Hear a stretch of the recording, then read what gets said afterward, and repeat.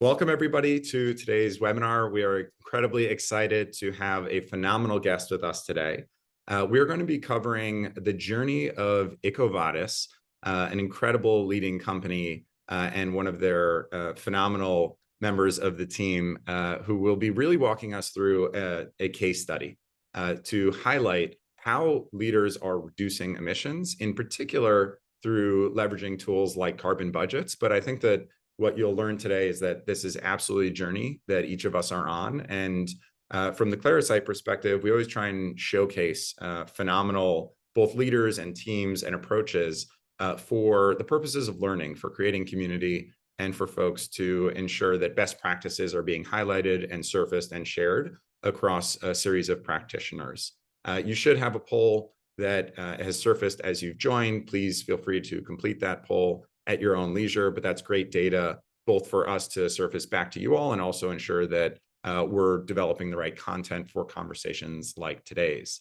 In terms of housekeeping, before we really dive in the bottom right, you'll see a QR code that takes you to a free resource. That's a white paper on best practices for sustainable travel. But this is going to be a 60-minute session that will be inclusive of both Q&A between Katja and myself, as well as moderated Q&A from the questions that will be submitted by all of those of you in attendance. We additionally will make sure that the recording is shared with all registrants. Those are both those that are live with us today, as well as those that are going to watch this separately if they cannot attend the live session. And again, as you can likely see in the bottom of your Zoom screen, there is a Q&A and an opportunity to submit questions that we will make sure we address across the course of today's conversation. We have two of us on today, and maybe Katja, I'll let you start by introducing a little bit about yourself, and then I'll take things from there. We'll set the tone with a brief agenda, some of the best practices and learnings that we've seen, and then really across most of the conversation, try and really focus on the Ecovadis journey in particular. Absolutely. Thank you, Adam. Thanks for inviting me. Thanks for the kind introduction, and welcome to the audience, and thank you for showing an interest in this topic today. My name is Katja Wachter. I'm the Sustainability Manager at Ecovadis, a leading provider of business sustainability solutions. Personally, I have a background in business management with experience in managing operations as well as projects across a various range of theme parks around the world. These kind of experiences, combined with the passion of personal environmental protection passion, I would say, led me to transition into a career in sustainability management by joining Ecovadis around 4 years ago, where I currently look after key topics such as sustainability reporting, sustainable procurement, and of course, our topic today, carbon management. Thanks for having me. Fantastic. Well, many of you have been on our webinars before, so you know that I'm Adam Braun, the co-founder and CEO at Clarasight. What I wanted to start with is just an overview of the agenda of what we'll cover. I'll begin with a bit of context setting on this new stage for sustainability. We will make sure that we surface across the course of today's conversation multiple best practices, in particular around carbon budgets. We'll spend the majority of time with a deep dive into Ecovadis's journey. And then again, we will ensure that there is ample opportunity for Q&A. In terms of this new stage that I just wanted to highlight up front, what we're seeing is a material shift from emissions measurement in a world in which most organizations were starting with just trying to get an understanding of what are the emissions that we have generated historically, to now organizations really focusing on the future, enabling the capabilities that they might not have had historically to really look into the future and say, where are we going to be? And as a result of those expectations, what steps can we start taking in this moment to begin to truly reduce our emissions?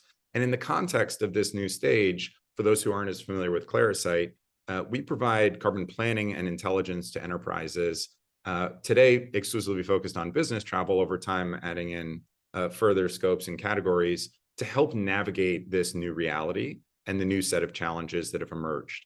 What we've seen, and I think many are likely feeling and experiencing this, is that historically, companies have never had to do department level carbon planning. We see planning through financials, we see planning through headcount, but there's never really been a business or a regulatory reason to focus on some of the capabilities that are required to truly envision where your emissions will be, not just today, across the broad set of stakeholders at an aggregate level, but really drilling down into departments and functions. And as a result of two true catalysts, we're seeing a material shift in the market. The first is regulations like CSRD that are requiring about 50,000 large companies that represent more than $20 trillion of revenue or turnover to not only report on scope 1 through 3 historical emissions, but also put forward credible targets and plans to achieve those targets looking forward. And because about 70 to 80% of those emissions are in your supplier base, we're seeing that companies are now putting pressure on one another to ensure that they have confident, credible capabilities to achieve those forward-looking targets. And as a result, we're seeing, and I think Katja is going to speak about this today, that companies are really starting to manage their emissions with similar capabilities to how they manage financials. When it comes to Clarasight, for those, again, who aren't quite as familiar with us, we really power many of those core capabilities for forecasting, planning, and management for companies that today represent about $3.5 trillion of market cap. And what we've seen in this journey are three core capabilities that are really, really essential for each company to build as a foundation. So in terms of starting to dive into some of the best practices, one of the really big challenges that many companies face up front is how do you unify data across various platforms and systems so that you can work off of a consistent, clean data set for both historicals and forward-looking capabilities. Once you've unified across oftentimes systems like your TMCs or your OBTs, perhaps your expense management, or even thinking about pushing planning down into your departments, incorporating your HR capabilities. Again, Katja is going to speak about this, but companies then start to develop capabilities to look forward, whether that's through forecasting, planning, or even developing capabilities as sophisticated as carbon budgets, modeling different scenarios for plans, initiatives, or policies, and then ultimately delivering not just insights and reporting for historicals, but starting to develop capabilities to push out into the different functional leaders across your business so that they have tailored recommendations for how they can both solve their business objectives as well as leverage the guidelines or recommendations that they're being provided so that they can manage their teams towards a set of tailored targets that have been distributed to empower them to achieve their goals, both from a business and a sustainability context. With that said, I wanted to turn it over, now that we've talked a little bit about just the present moment that companies are navigating from historical backwards-looking capabilities into forward-looking capabilities that for the very first time, companies are grappling with. How do we navigate this new landscape of transformation and change? I'll turn it over to Katja to really walk us through how one of the true leaders in the space has taken some of their first steps and demonstrated what I think the journey to excellence looks like, knowing that this is a journey for every organization. So Katja, I'll turn it over to you. Thank you, Adam. So yes, today we're going to look at a case study of Ecovadis carbon management and with a zoom in on travel. And to answer this question on how have we gone there, I would like to focus on three questions, which you see on the next slide. And this is to take you from give you some context in terms of why are we wanting to reduce. Adam already said there's good reasons to reduce, but we want to explain to you why are we doing it. How are we concretely planning to do it, and what concrete steps have we taken? So if we move to the, if we move to the next slide, I will start with a little bit of context because I don't want to presume that you know Ecovadis. So before we dive into our purpose, let me zoom out again and explain to you again who we are. So we are a provider of business sustainability solutions. That means we have a collaborative platform that allows you to, on the one hand, assess your own sustainability performance, as well as to invite your suppliers and to assess their sustainability performance as well. And not only will you see your current status quo, you are then being guided through a learning plan to continuously improve on your sustainability journey. And we're doing this with a very global team. And this is important later on in the context of travel. We are spread out across 17 countries in terms of offices, but we have about 50% of our team working remotely. So even more countries that we are covering. And by the end of this year, we're expecting to be 2,000 employees. So we are truly aware of what the challenges are, what it means to being able to work together virtually and in person across the globe while reducing your travel emissions. So much for context. We got it mixed up in our order, but if you go back to the slide about the purpose, we're making it work. So looking at why we want to reduce. So Adam already said there's a lot of external factors currently in terms of regulations and customer demand, but for us, there's also a huge intrinsic and internal reason to go down this path, because we are a purpose-led company under the French law, and we have defined our own purpose to be to guide all companies toward a sustainable world. So in this comes a notion of credibility. You, as our customers, wouldn't trust us if we wouldn't go down the same path. We cannot guide people if we haven't experienced it firsthand. So when we say we want to lead by example, this is really something that is very, very important to us in terms of credibility and integrity. And when we look specifically at our carbon management, what does it mean for us to lead by example?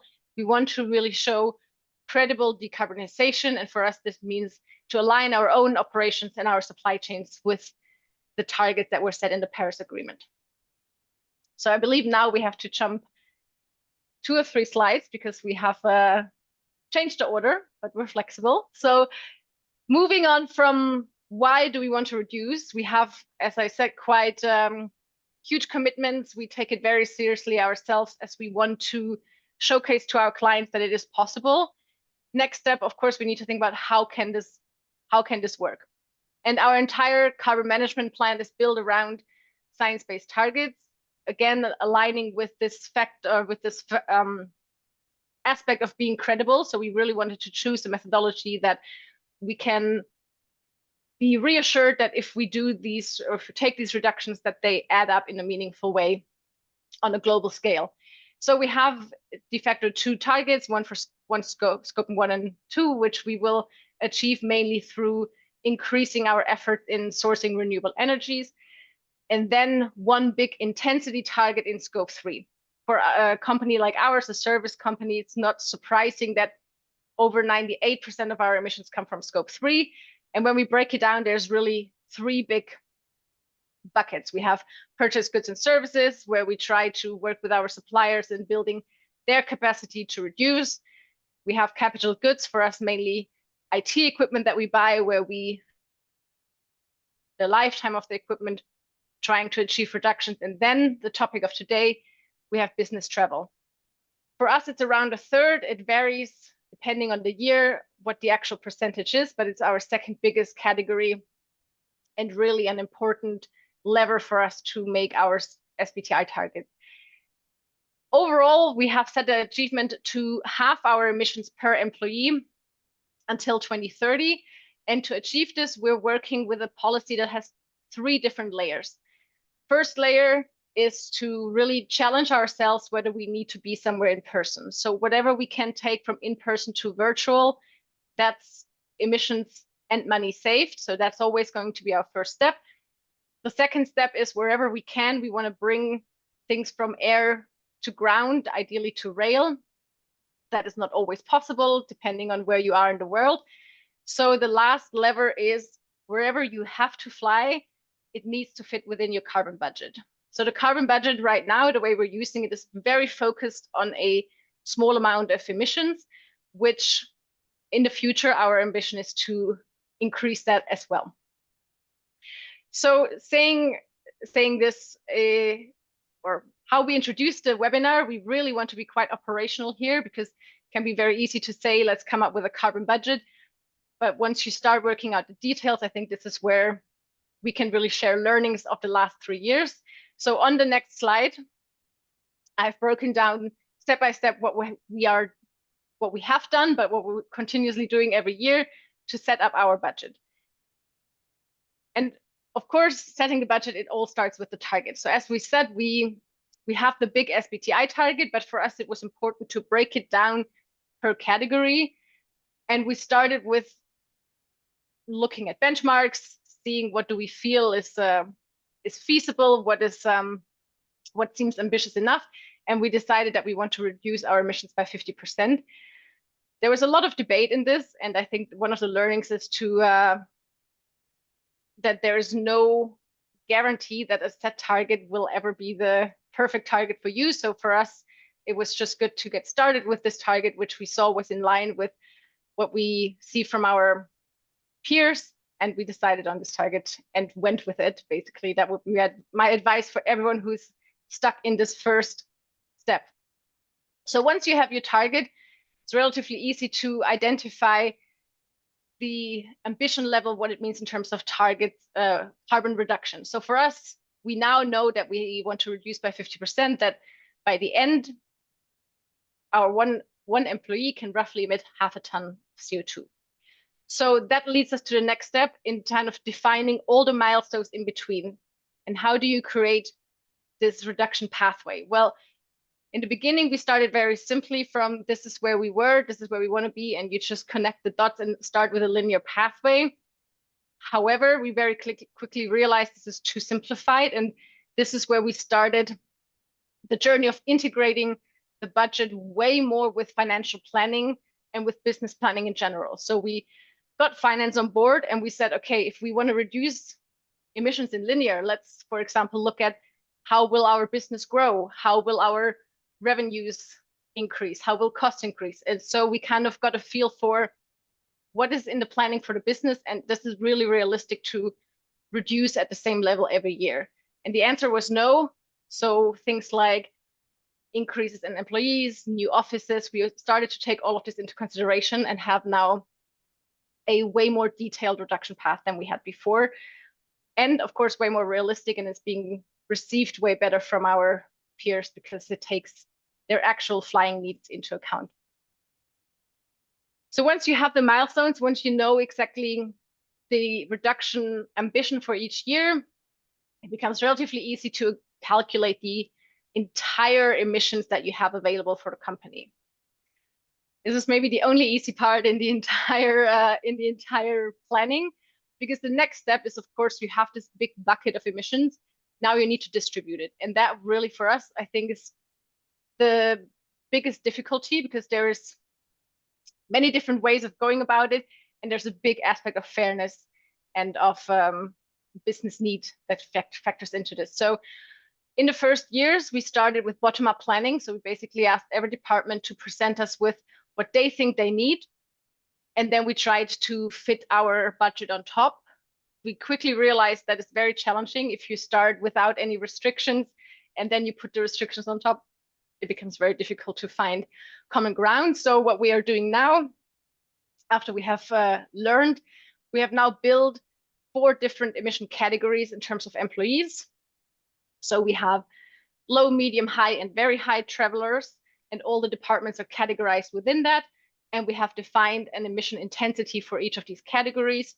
And now we can come up with envelopes in terms of emissions. And again, this is exactly the way that the finance team does it. So we have integrated, we have taken the exact same approach. We've just switched euros for tons of carbon. And that resonated way more with the team because it is a known methodology, it's a trusted methodology, and it was instantly perceived as way more fair. Now, of course, you can improve this endlessly. One factor that we were factoring in this year is, for example, a expected productivity gain. So we're building even more into how we're distributing emissions from the beginning. And I think next year we will again have another metric that we're putting on top. So you can endlessly improve this part. But once the envelopes are sealed, once the bottom-up planning is done in line with the envelopes, it becomes about monitoring emissions. And here we have learned massively as well. So this is not to say that you need to start off with a huge BI tool. We started very humble with a spreadsheet where I manually updated flights every week. What we now have, and I want to show you this on the next slide, is a BI tool that we developed in-house. And on the first screenshot, you see the main. Before we go on, can I ask a question that I'm sure many people watching this are thinking about, which is, you touched on how important it was to collaborate with finance in particular. And what I've heard consistently from many of the folks that we work with is the importance of identifying partners that are within their company that they're going to work closely with in order to take what is, I'm sure, in many people's heads as a vision originally and bring that to reality. So I'd love to hear maybe a little bit about who were those important stakeholders for you and some of your colleagues to get both buy-in to go through a process like this. And then you talked about the difficulty of allocating and distributing these envelopes, as you use the term, for emissions. Again, would love to hear a little bit about who are those counterparts that either you worked with, or as those that are watching and listening to this think about going through some of these similar both capability development and processes in their own company. Who are the people that they should be looking to partner with, and what was the approach that you used to get them on board? Yes, very good question. So maybe in a sense, we're lucky that carbon management was always a topic that was sponsored right from the CEO. So when we set science-based targets, it was actually an initiative that was passed down from him to us as the sustainability team. So the spark kind of came from very high up, which maybe helped to allocate some resources in the very beginning. But the absolute key contributor to most of our carbon initiatives is our head of finance or chief finance officer, whatever title you give this position in your companies. But there's so much expertise that is kind of one-on-one transferable when you forget about the units, but in terms of planning, in terms of wanting to be more effective with less resources. Mm-hmm. For us, we identified that most of these capabilities sit with finance. Mm-hmm. And we started by building more general awareness of the whole climate urgency topic with all of senior leaders, and mm-hmm. then kind of identified very quickly that you need to have some sort of personal interest. And we were lucky to find this in some very senior members of our finance team. And they at some point came back to us and say, hey, we have these kind of tools. Why don't you apply them in this way? And so it's I think it's about sparking personal interest in this topic from the people that you want, not only bringing the business case to them that can help, but I think to really inspire them, there needs to be some sort of personal connection with the urgency of this topic. Fantastic. Well, I'll also just encourage folks, there is a Q&A box at the bottom, so feel free to continue to submit questions there. We'll sprinkle them into some of the presentation that Katja is providing, and then we'll also, again, leave ample time at the end to surface those directly. Absolutely. Okay, so coming back to how we monitor, as I said, we started very simple with spreadsheets. Actually, the next step was not this dashboard, but the next step was, again, an integration with finance. So our finance team already has monthly communication on financial budgets and how people track towards this budget. So the next in-between step was to very simply add a column when it comes to, you're already showing them the travel cost, just add the carbon versus the carbon budget as well. And what that really helped is this kind of link between, oh, I'm spending money, I'm also spending carbon. And this is ultimately what we want with this, to really build this understanding that whatever you want to buy, whatever you want to do as a business, carbon is one of the resources that you're going to need to execute, whether it's you spending money on flights or whatnot. So that really helped, but that was not enough in terms of analytics. So this was now the final step. This is what we built earlier this year. And on the first view here, you can already see that it's built on a understanding of, we want to be as transparent as possible. So it's not department specific. Every department sees the entire overview of what other departments are spending, how they're tracking against their budget.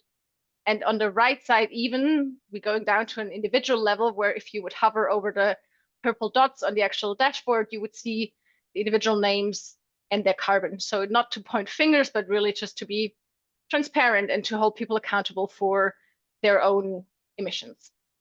But this again is more backward looking, and it's kind of keeping us in track with the budget. But coming back to what Adam said before, in terms of you want to collect all this data to make better decisions, we then slowly added more features. And on the next slide, you can see one example of this, where we're now tracking also the reasons why people are traveling.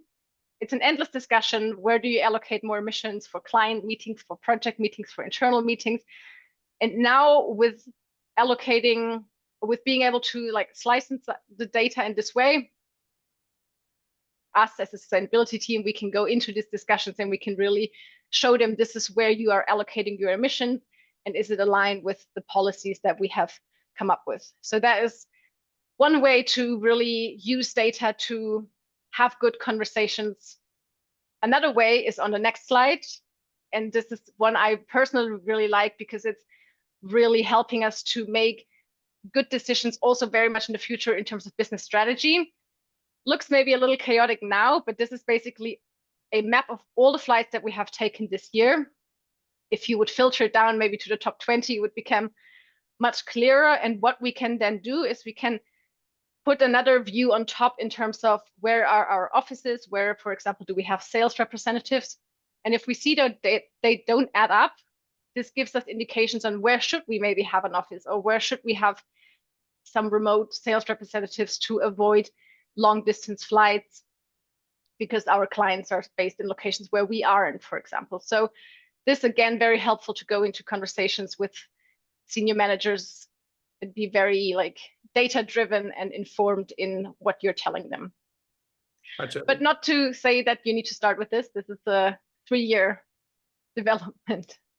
I'm curious, were people surprised when you started to share this information with them? I find a lot of times in the clients and customers that we work with, the pushback is always to start, we'll hear from the sales side that in order to drive revenue, in order to drive growth, we need to get in front of our customers, our clients, et cetera. And any pullback on travel is going to hurt our ability to drive revenue. And I think a lot of times the data actually surfaces a different story, which is a much bigger piece of your travel than you anticipated is actually being driven by internal purposes. And those are things that you can control a little bit more so.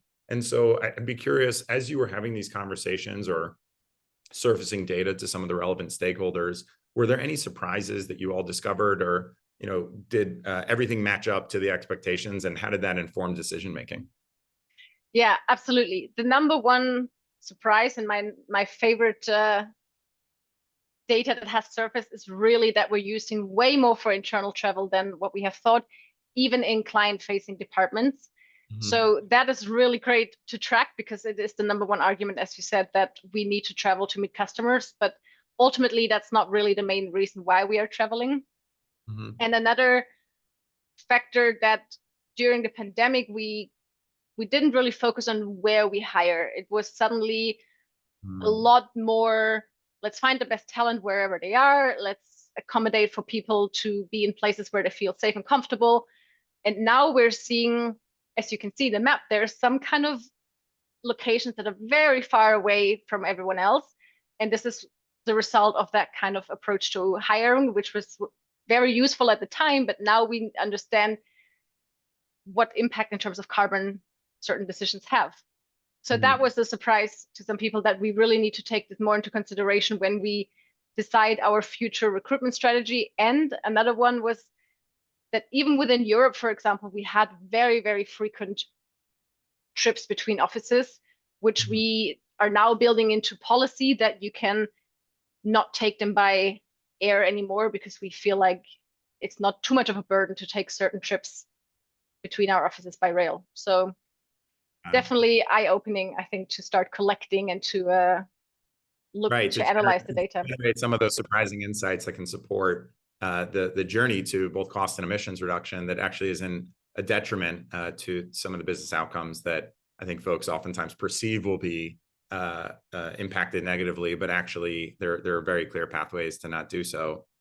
Drawing from some of the audience questions, so Christina Benjamin, I'll paraphrase the question, but she asked, how do you balance the need for human connection, the ability to decipher in-person body language, and networking when you're cutting down travel, when in fact many companies are advocating for face-to-face interactions and driving human connection? So would be curious for your thoughts on that. And I think some of what we see is oftentimes there are either very prescriptive approaches that say, here's the policy and you have to follow the policy to a T.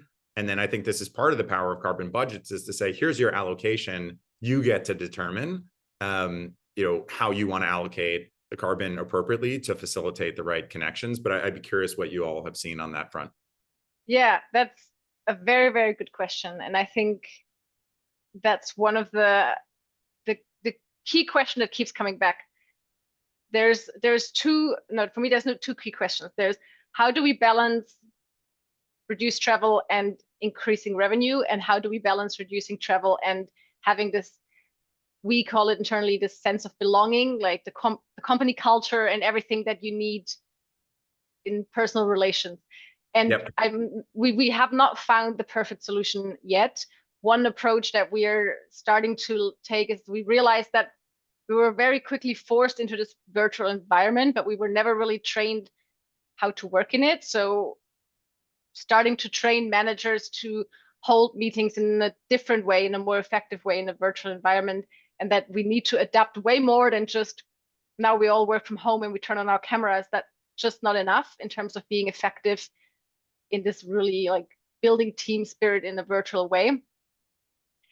And again, for us, really this idea of having the budget without too many policy implications was, if you as a manager think for your team specifically it is necessary to come together, then use your allocation for that. And then maybe it's easier to build these connections with clients virtually. So we try to give as much freedom as possible, but it's definitely one of I think the one big question that we need to figure out coming in the future. Yep. How can we collaborate virtually in an effective way? Great. Okay, so to close, we now looked operationally at how do you set it up, but as we are now realizing in all sorts of the questions, setting up is not the only thing that matters. There's a whole kind of change management program that goes around it. And for us, there was kind of there are four aspects that we're focusing on. The first kind of lines very well with the question just asked, is really this awareness and this training piece to get everyone to understand not only why are we having the carbon budget, but much bigger, like why are we focusing so much on reducing, and why are we so focused on business travel as one of the key areas that we're reducing? Why is it urgent? Why is it important? And this is also not a one-time exercise. It's really a continuous effort in shaping a culture that really has these considerations at heart. Next, we very early on realized that we need to define very clear roles and responsibilities. For us, it was always clear that it is a shared responsibility. It's not something that sits with senior managers. It comes all the way down to each employee. Whenever you book a flight, you make a good choice. Your managers make sure they only sign it off if it fits within the budget. And ultimately, department heads have this responsibility to balance between the needs of different sub-teams that they have. But it's all fair and well to tell people what they're responsible for. We realized that it's even better if we incentivize to actually do it. And so this year, for the first time, we included achieving your carbon budget or staying within the carbon budget to be included as one of the aspects in senior leader bonus schemes. And we hope to scale that up in the future as well. And then once they are willing to do it, of course, as much support as possible in terms of tools. I've shown you some examples of our analysis dashboard. We also managed to get emissions right into the booking platform. So working with our provider there, you now see for each individual flight, what are the emissions assigned, and we're training a little bit also this understanding. If you go with a different ticket type, it becomes higher in emissions. If you have multiple layovers, there's a difference in emissions. So you can make good choices based on data. And this year we have launched a planning tool as well. So again, this idea of integrating into the financial budgeting process, we now use the exact same tool as our teams are used to use for financial budgeting, for carbon budgeting. And we have so much data that we can build up a tool where you simply say you're flying from Paris to New York with 5 team members in economy class, and it automatically spits you out the carbon and the financials. So as much as we can simplify it for the teams that are already aware that this is like an extra step they need to take, the better.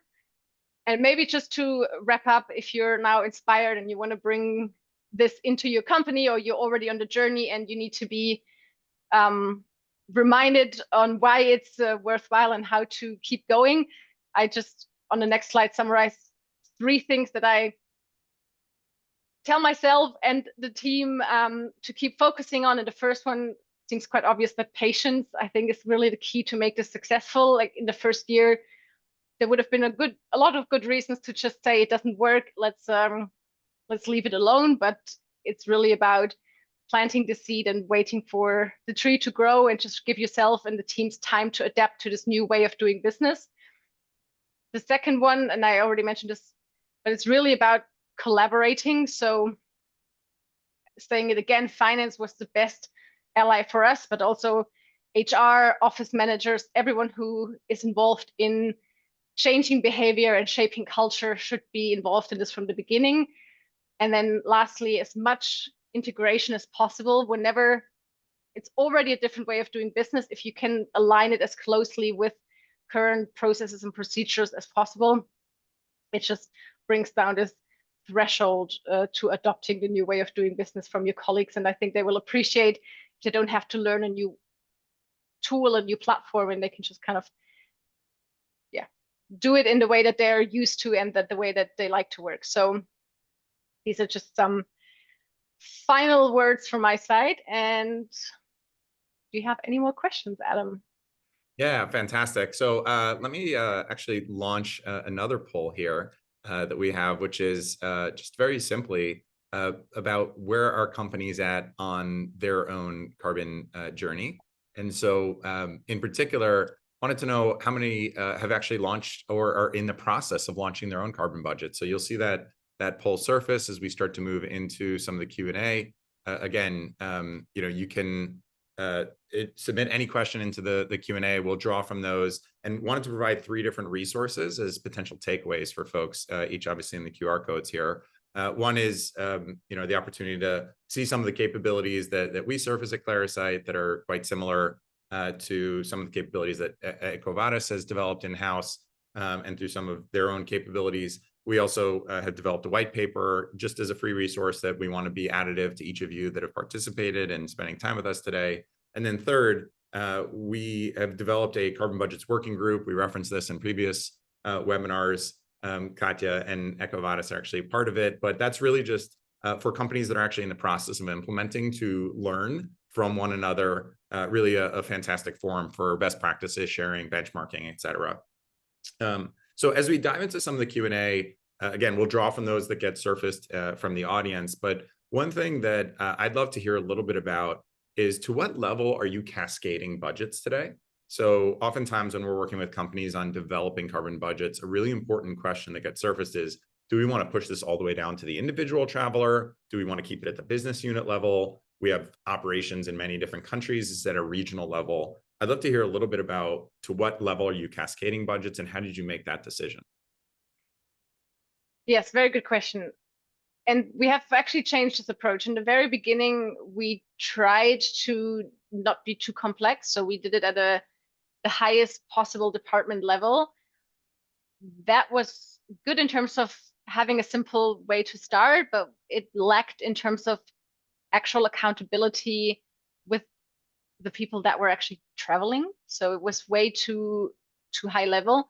What we then quickly realized is, and again, it comes back to integration, let's align it exactly to how the financial budget is set up. So there's very simply one line in our financial budget that is for air travel. So this is exactly where the emissions now need to be assigned to, so that it makes sense. If you allocate 1,000 euros for a set group of employees to travel, you need to also give them the second metric in terms of carbon. So for us, that means on a sub-department level. So it's kind of, there's like 3 breakdowns of this budget. The envelope is for the total department, and then it's up to the department heads to allocate between the different teams, because we as a central team don't have enough knowledge of where are they located, what are they traveling for, and so on. So we hand over a department envelope, but the expectation for them is to break it down to 2 more levels so that it really sits with the individual managers that also sign off the flights in the system. Got it. So effectively, you all are determining top-down planning to the level of a business unit, providing that envelope to them, and then they're expected to allocate appropriately to the managerial level, who are then determining for their actual teams, which I think aligns to a lot of the best practices that we've seen thus far. Drawing from some of the audience questions, again, some of these I'll paraphrase. The question from Simone that came in is about the distinction between focusing on business travel and then focusing on what I'll broadly call your supply chain or purchase goods and services. Would love to understand a little bit about how or why you have decided to focus on business travel relative to suppliers. And there's a lot of detail in the question, but I think a lot of this is related to whether there are opportunities to incorporate into your procurement process methods that can encourage both your suppliers and the supplier selection process to drive reductions in the emissions. Yes, absolutely. So apologies if it came across in a different way, but when I showed the big plan, so all of these, or these 3 big scope 3 focus areas in terms of procurement, capital goods and business travel, we're doing them simultaneously. So it's not that we're focusing on one or the other. One reason why we're going so heavy on business travel is that we really see this direct impact. So it's our decision and ours alone to take a flight or not, as opposed to the work that we do with our supply chain is way more indirect, and it's harder for us to really know whether the effect will show the way that we had planned. In saying that, we are working with our suppliers. Obviously, we have all the tools because this is exactly what our key business is for. So we make sure that all of our key suppliers go through a first sustainability rating, so we understand their maturity. Are they measuring emissions? Do they have any kind of reduction targets in plan? Are they already maybe on track to meeting these targets? And then we take them from where they are. If they have never calculated emissions, we are again in the lucky position that this is one of the tools that we are providing as a company. So we're helping them to get onboarded in emissions calculations and measuring emissions as the first step. And then if they have done this for a couple of years, we're helping them to the target. So there's a lot of collaboration between us and our key suppliers in doing that. So business travel is one big focus, and that's where most of the other effort goes into.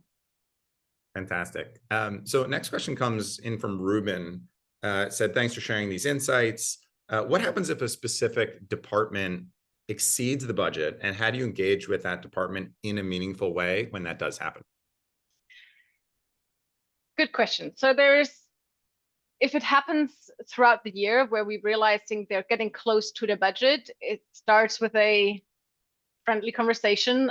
Has anything unexpected happened? Is there good business reason for exceeding your budget? Which happens. It happens all the time. There is unexpected reasons why we need to travel. And then we see the cap really as a very strict cap. We don't just open a magic box and throw in more emissions, but we then start a conversation between the departments. So there's a lot of very active trading in terms of budgets, sometimes with like favors attached and things I don't want to know. But so yeah, basically we ask all the other departments. For example, the sales team needs to travel more because we're seeing more customers being, I don't know, located at the West Coast and our team is at the East Coast, for example, in the US. Who can help out? And then we all get together and we decide collectively, can one team save and allocate to another? Not an easy discussion. It's we're lucky that we have a culture where kind of the common goal is often seen as more important than department politics. It doesn't always work. This is why now we're having another more stick kind of tool where we have an incentive on the achievement of the budget. So if someone does not achieve their budget at the end, or if we collectively do not achieve the budget at the end, then part of the bonuses are simply not being paid out. So this is I would second say level, which we hope we don't get. We don't get there. Yeah, we're seeing this broadly across the industries that we support, where companies are often starting with developing targets. And in some cases, the targets have teeth. In other cases, the targets don't have teeth. But once they develop what I'll call a target or a budget or a cap, depending on the language that a company wants to utilize, people just naturally, as high-performing individuals, when they are given a goal, they want to achieve that goal.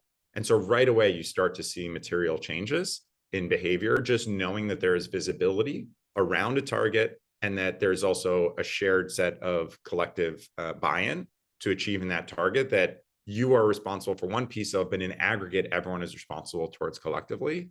The next level of driving true adoption is to incorporate different mechanisms. In some cases, we've seen folks where if they exceed a budget, there's a carbon price associated with that. It gets passed on to the P&L, and that can be utilized for a variety of things.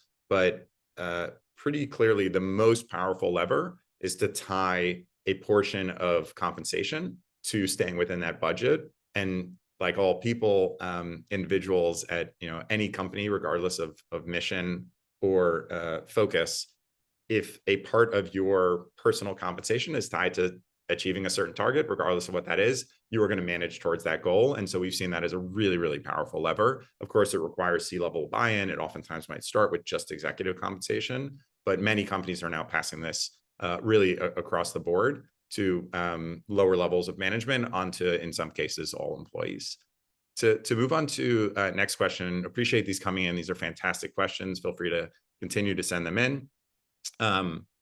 Rachel asked, Ecovadis is very much a leader in this space based on the nature of your business. And so are you seeing more and more companies take the type of approach that you are taking? In addition, she also wants to know, where do professional meetings and conventions or events fit into the strategy here as well? So to answer the first part, we do see that. I don't know if I have the full picture, but we have more and more of our own clients, for example, that find out that we're using this tool, asking us how can they implement it. So the interest in not only reducing business travel emissions, but using some sort of financial tool to reduce emissions becomes bigger and bigger. And for me, the benefit of the budget versus the tax, not that they're an either or choice, but starting with the budget, I think can almost be easier. Not saying the budget is easy, but I think it has a little less complexity than adding a carbon tax or a price. Yeah. So in saying that, where do our external conferences and so fit in? It's a very good question. We had a lot of debate about this because they're kind of organized by one team, but often visited by another team. Ultimately, our final decision is whoever travels needs to have the budget for it. So we're trying to make it fair in terms of, even if you're being sent somewhere on behalf of someone else, then we try to reallocate emissions and so on. But it has to all fit within this. We're trying to allocate more resources for everything that is tied more directly to our revenue, because this seems to have been the way that it worked in the past. But yeah, everything needs, there's no extra allocation outside of this everything that we do as a business needs to fit within. Yep. One of the things that we've seen with a bunch of our clients is actually that meeting and events play a very substantial role in the forward-looking planning. We see this oftentimes in pharma. We see this in professional services where you have large gatherings and offsites. But pharma has, Congress is what's referred to. And so we actually ended up building a dedicated meeting and event planner within Clarasight's tools that then enables you to both simulate and envision some of the anticipated emissions of sending X many people to, Y event or conference, or for internal purposes, envisioning the implications of both emissions and costs to host an event in Dublin versus Denver versus Dubai. And to Katja's point, all of that does need to roll into your forward-looking planning and forecasting. But it's a fantastic question. We've actually seen a lot of use cases where companies needed a dedicated meeting and events planner just because that type of travel can be somewhat different from what I'll refer to as business as usual travel.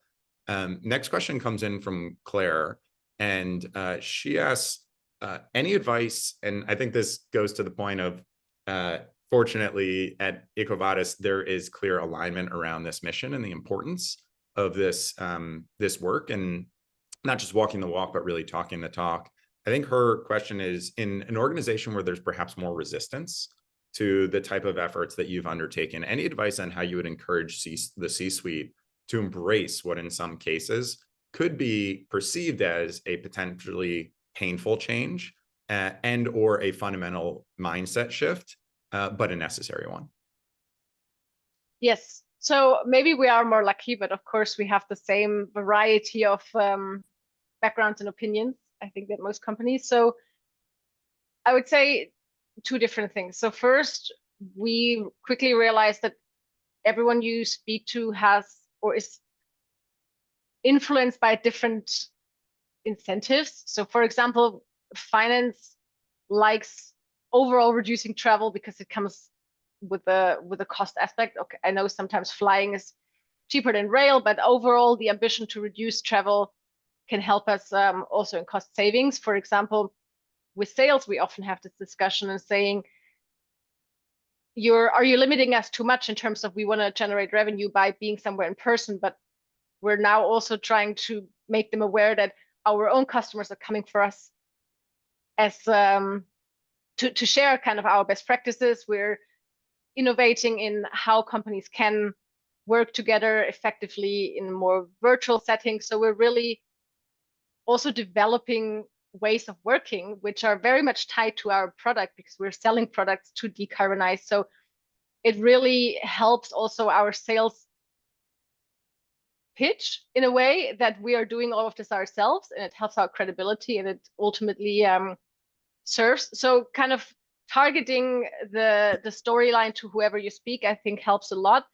And then a second big part of what we are working on is making them even just understand what emissions are and what the units are. So everyone in the C-suite will understand what it means to spend 1,000 euros, but almost no one will at this point understand what a ton of carbon means. And quite concretely, for example, we work with one workshop, it's called 2 tons. It's not organized by us. We're not associated with it at all, but this is just an example to kind of have a workshop where on a very global scale, we try to teach what is even the carbon budget that we as a global community have, and what happens if we exceed it, and what is the science behind it. And then slowly get them to understand, based on this global budget that we have, let's now take a look at what does it mean to fly from Paris to New York in terms of this global budget that every citizen has. So trying to get them to understand the metric, I think, was really essential in getting them on board.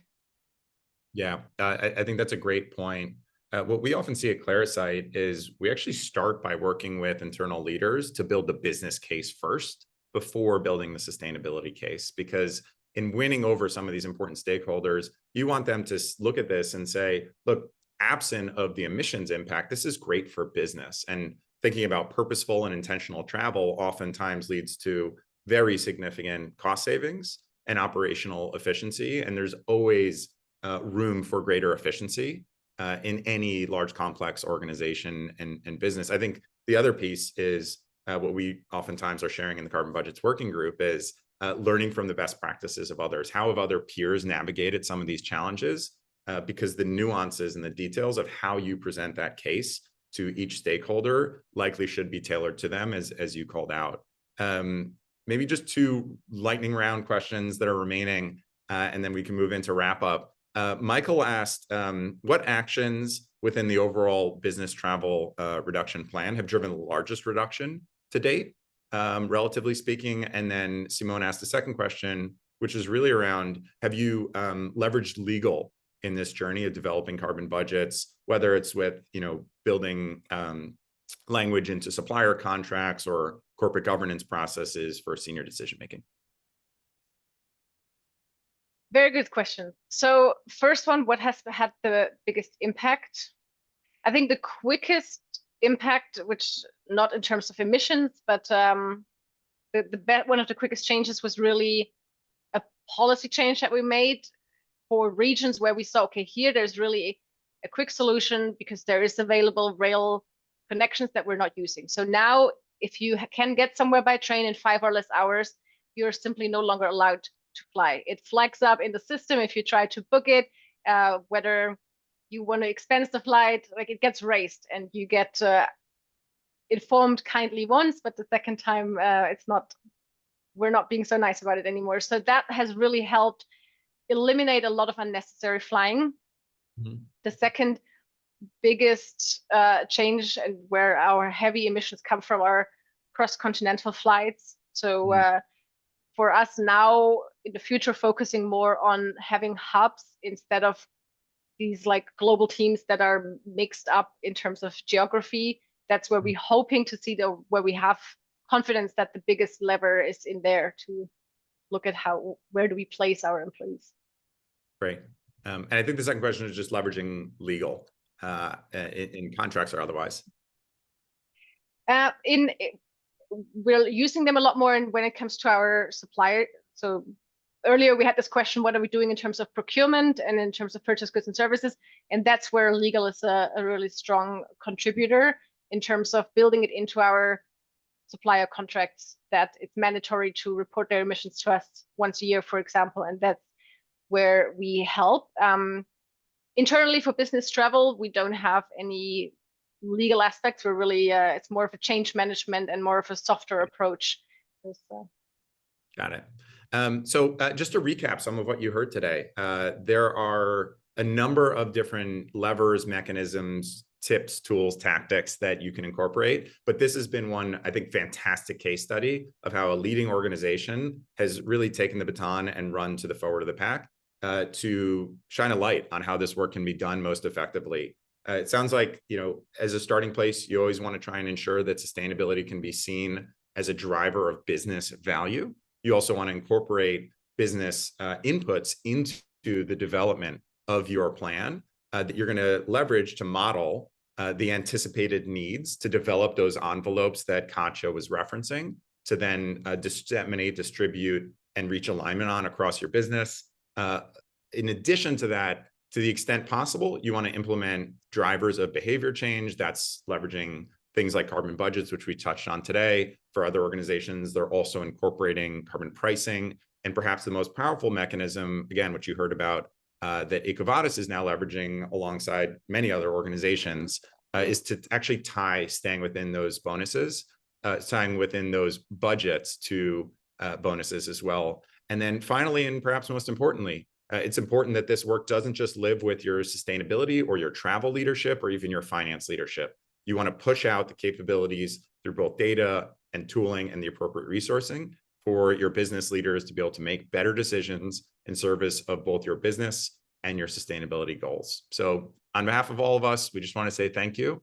Katja being our guest today, this was absolutely fantastic. We are deeply appreciative of both your leadership and your time, and we hope that you will continue to join us for future sessions. Thank you, everybody, for participating in today's webinar. And Katja, thank you as well.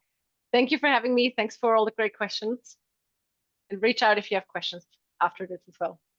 Absolutely. We're both available on LinkedIn. Feel free to reach out anytime. Have a great rest of your day.